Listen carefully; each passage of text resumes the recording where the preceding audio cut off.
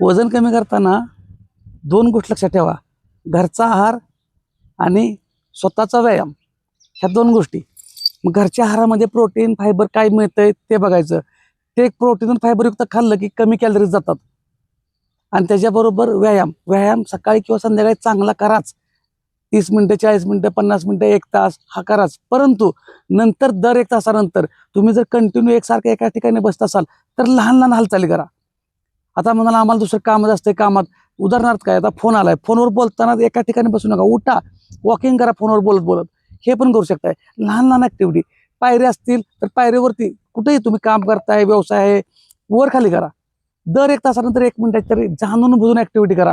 100% result येतोय. मग कुठलं प्रोडक्ट खायला लागत नाही, काही नाही लागत. काय आहे हो, सवयी बदलायच्यात, कॅलरीज बर्न करायच्यात.